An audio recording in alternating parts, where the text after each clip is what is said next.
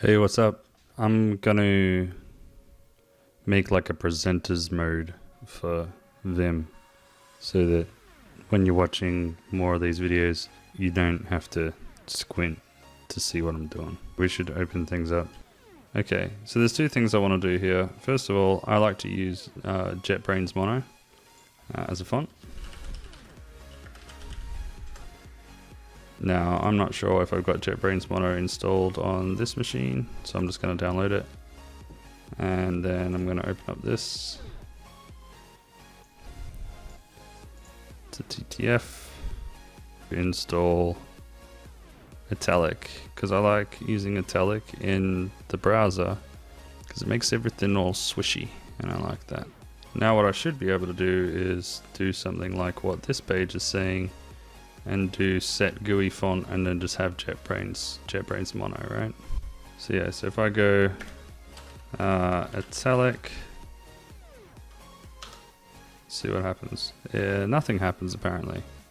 So that did not work. It appears that Windows Terminal might be doing the same thing as what a lot of terminals do in overriding the font that we're actually displaying. Console Vim uses whatever your console terminal's using. Yeah, so that's what I was saying earlier, that a lot of consoles Vim just uses whatever you've got set for your editor.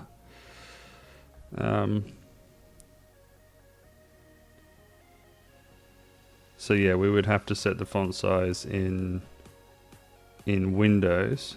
Let's see if there's any properties that we can get to in here. If I go to settings, I've got a settings JSON over here for Windows Terminal, which has a whole heap of stuff. Does this have a font? No, doesn't look like it. Here we go, font face. So font face and font size are both set. It looks like in that JSON thing that I had open. Let's edit this in. Is there any way to... We've got settings JSON, but I don't know where that actually is. Where do you live? Settings. Okay, so I found it here in users, Zach. That's my owner's name. App data, local, packages, Windows Terminal, local state, and I've got my settings JSON here. So if I take this, let's edit this in Vim again. Do edit, and then I'm going to paste in the place where where my settings JSON is. Now I can edit it in Vim, and in here I want to change this to. This has a weird thing where it's not using tabs or spaces. It just kind of gets halfway to here. Alright, whatever. It uses tabs up until four spaces or whatever. This is sick. Font face JetBrains Mono Italic. Let's see if I can get the okay, so settings. Oh, settings is broken because I didn't put quotes around this.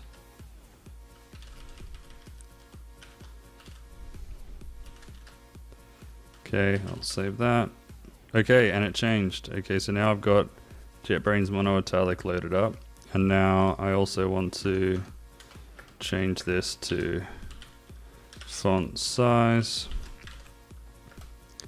I change that to 36. I'm gonna need to add a comma there too. Whoa, that's big. Okay, not that big, I don't think. 26 looks better.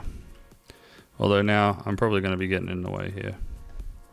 Okay, 24 looks alright, and I can now go up and down. You can see down the bottom right hand corner the things. Okay, so 24 is kind of where it's at, right? I think that's going to be my presenter view. Now, what I notice here is also there is some things down the bottom here where there's like a command, like key bindings that allow you to be able to do things.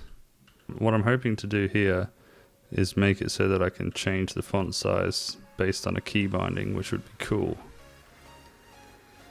Adjust font size. Control plus and control minus. And then control 0 to reset. So really, this has kind of already got presenter mode built in. I can just blow things up, and then if I want to bring it back, it's control 0 and it goes back. Okay, so with all that said, I don't think I actually want... I mean, it kind of sucks that I can't just like hit one key and have it go up to like a certain size. And I was hoping that I might be able to make it so that I can just be like toggle on and off presenter mode. Look, you've got this delta here. Maybe I can do this. Maybe I can do a presenter mode thing. Okay, so I've got my default set at 12 now. Now if I go into here and I add the commands that I've just copied, so double quotes plus P to paste what I've just got in my things there. And then I can do control, so I haven't got a control P yet, do I? So let's try control P. No, that's not what I wanted. Control P. And then to get out of presenter mode, I'm going to do control O. And the delta that I'm going to do is plus. So if I'm at 12 and I want 24, then I want to do plus 12 and minus 12.